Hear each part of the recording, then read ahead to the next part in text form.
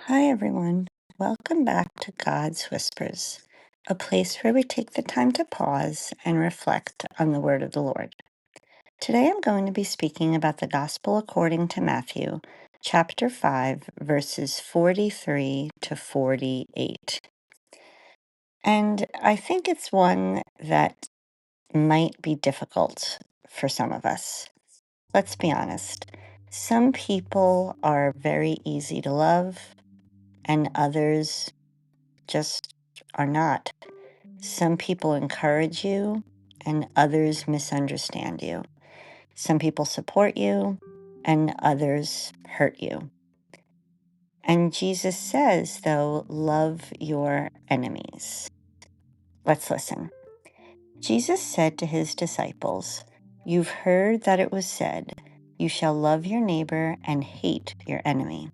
But I say to you, love your enemies and pray for those who persecute you, that you may be the children of your heavenly Father. For he makes his sun rise on the bad and the good, and causes rain to fall on the just and the unjust. For if you love those who love you, what recompense will you have? Do not the tax collectors do the same? And if you greet your brothers and sisters only, what is unusual about that? Do not the pagans do the same? So be perfect, just as your heavenly Father is perfect." So that sometimes might feel impossible. Don't ignore your enemies, don't tolerate them, but love them. When this was happening, chapter 5 in the Gospel according to Matthew, it was a part of the Sermon on the Mount.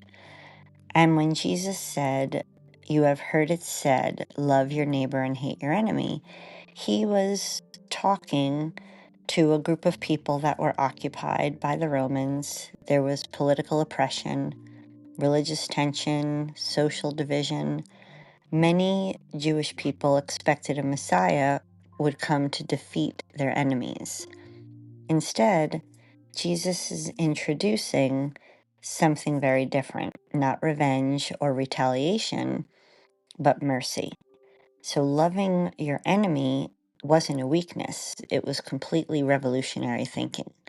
To love someone who has power over you, that would just defy instinct. So Jesus says, be perfect, therefore, as your heavenly Father is perfect.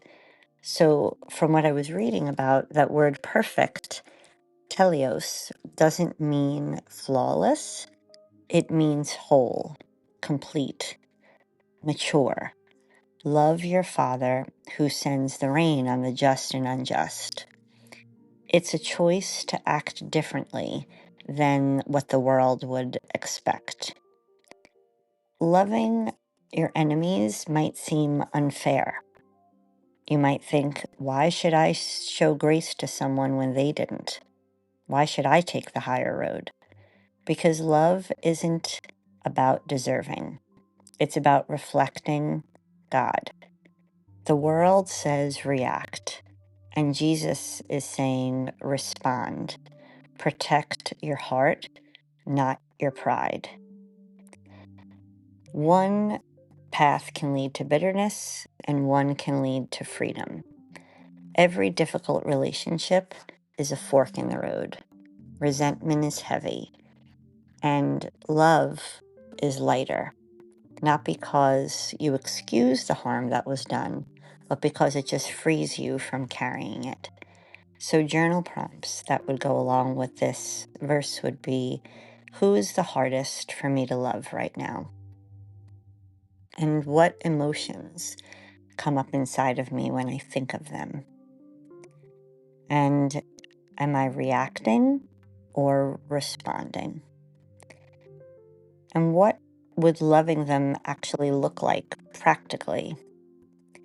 And then finally, what am I afraid of that would happen if I chose mercy?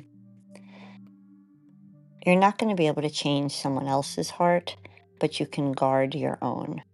Love isn't a weakness, it's strength under control.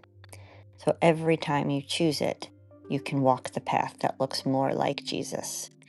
I hope that this message was encouraging to you, and if it was, please leave me a comment, or like it, share it with a friend, and don't forget to subscribe so you can continue to hear God's whispers.